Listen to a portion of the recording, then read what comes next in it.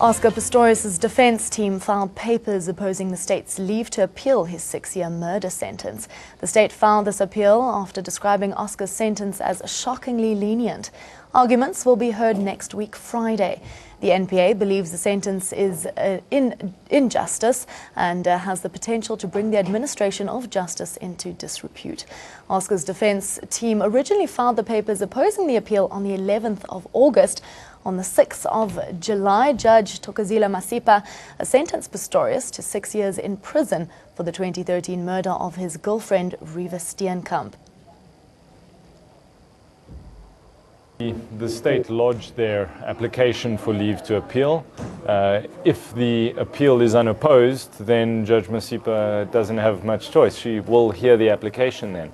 So it's natural that the defense will oppose the application, will oppose the motion. So everything the state said in terms of the sentence being shockingly light and inappropriate, it making a mockery of our judicial system and of the justice system in South Africa, that it doesn't send a strong enough message to society. Everything that they said that the 6-year sentence is, the defense has to reply to. And to unpack this a little bit further, we do have our ANN7 reporter, Michael Appel, live in studio with us. A very good morning to you, Michael. News on the opposing papers were issued on the 11th of August, correct? And yet it only hit the media yesterday. Why is this? And what did the opposing papers say? Well, I think election fever and a number of other high-profile court cases, and it just kind of journalists were not keeping their eye on the ball there, and perhaps that's how it slipped through. But yeah, these papers by the defense team were filed on the 11th of August, and basically all the defense have to do is respond to what the state put in their papers. No, they're not going to raise anything the state didn't.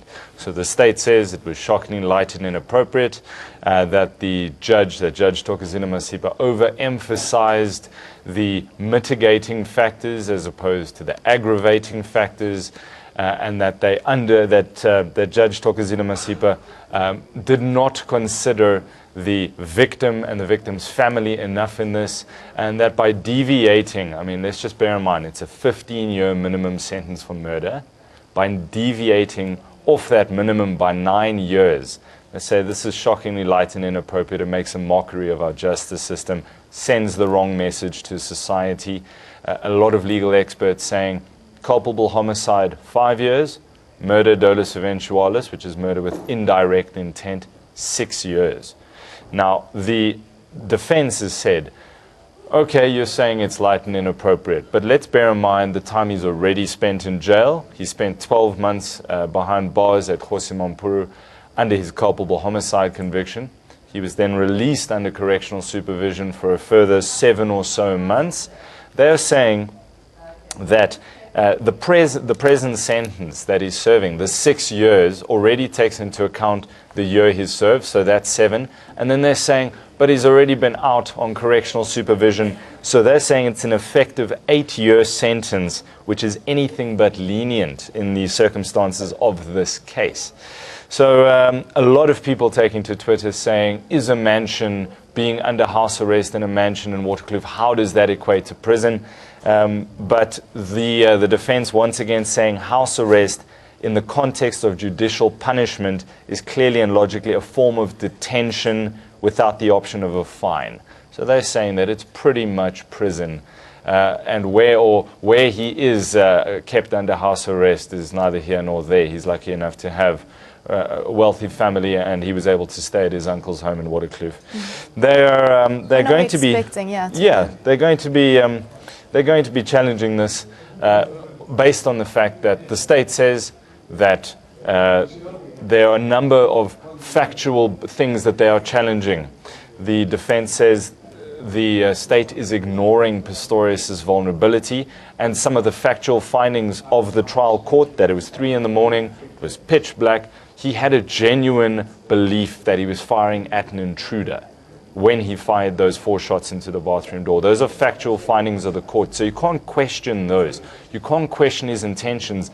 The court has already found that he was firing at an intruder, not at Riva Steenkamp. When he was found guilty of murder, He was found guilty of killing whoever was behind that door, not Rivistenko. So they're saying the state is trying to change the factual findings of the court, and they're going to be fighting this in the strongest terms.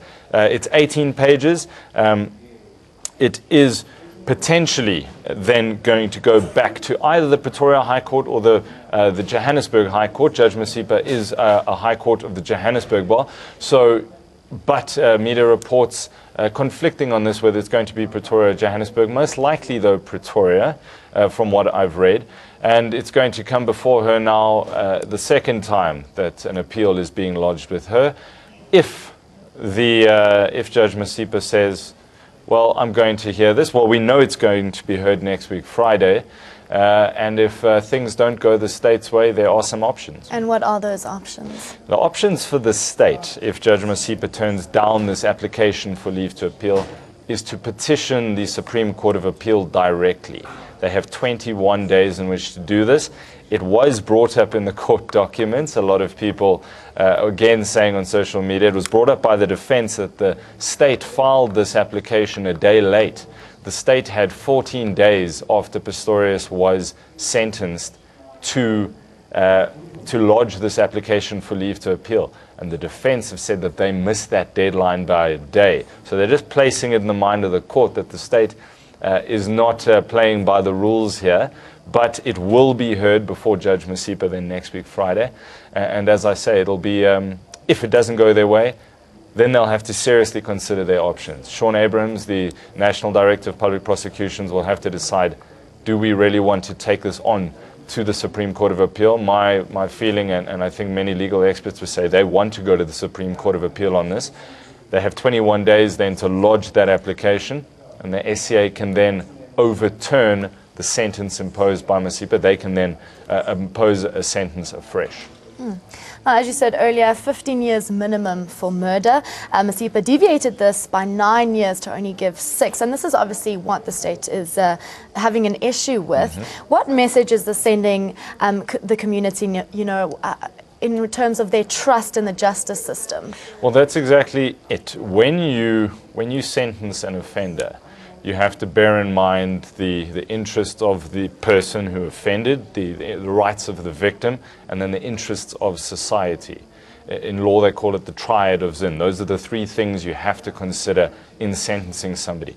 Now, of course, everybody would have watched when Pistorius was being sentenced. There was arguments in aggravation, why Pistorius should get the maximum for what he did, arguments in mitigation of sentence, why mercy and leniency should be granted to Pistorius. And the state is saying that Judge Masipa was too lenient. She considered the mitigating factors. She placed too much weight on the mitigating factors and not enough on the aggravating factors. So that is what is the message being sent to society? That is what the state is saying. It is eroding the credibility of our justice system if they, as the National Prosecuting Authority, allow 6 years to stand for murder with indirect intent. Well, thank you so much for that update there, Michael Appel, our NN7 reporter. I guess we'll be returning back to you next week, Friday, when the arguments will be heard.